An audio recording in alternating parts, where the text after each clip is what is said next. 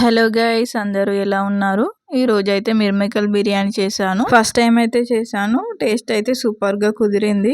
నేను ఎలా చేశానో ఈ వీడియోలో చూడండి. ముందైతే మిర్మేకల్ని వేడి నీళ్ళలో ఒక 5 మినిట్స్ ఉంచి వాటర్ అంతా డ్రాప్ చేసేయాలి. నెక్స్ట్ ఒక హాఫ్ అన్ అవర్ ముందు అయితే రైస్ అయితే నానబెట్టుకున్నాను. రైస్ అయితే స్టవ్ మీద పెట్టేసుకొని దాంట్లోకి కొంచెం ఆయిల్, సాల్ట్ వేసుకొని మసాలాలు యాడ్ చేసుకోవాలి. నేనైతే సాజీరా, చెక్క, ఇలాచి, లవంగాలు వేసుకొని రైస్ అంతా 90% ఉడికేంత వరకు ఉడికించుకోవాలి. నెక్స్ట్ రైస్ ఉడికేలోపు ఇంకొక స్టవ్ మీద గిన్నె పెట్టుకొని కొంచెం ఆయిల్ వేసుకొని దాంట్లో 2 పచ్చిమిర్చి, 2 టమాటాలు వేసుకొని కొంచెం ఫ్రై అయిన తర్వాత కొంచెం పెరుగు వేసుకొని మిక్సీ పట్టుకోవాలి.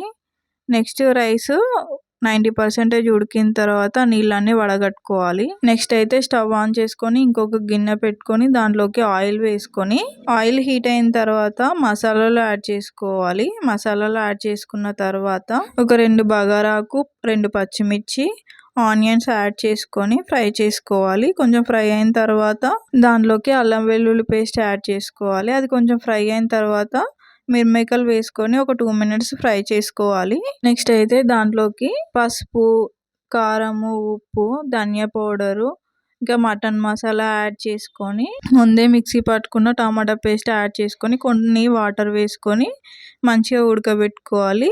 ఆ కర్రీ అంతా మంచిగా దగ్గర పడిన తర్వాత ఒక గిన్నె తీసుకొని మనం చికెన్ బిర్యానీ అయితే ఎలా చేస్తామో అలా లేయర్స్ గా వేసుకోవాలి. మధ్యలో నెయ్యి, ఆయిల్, ఫ్రైడ్ ఆనియన్స్, కొత్తిమీర, ఫుడ్ కలర్ వేసుకొని ఒక 15 మినిట్స్ దమ్ పెట్టుకోవాలి. ఇంతే అండి, ఎంతో tasty meal maker biryani ready.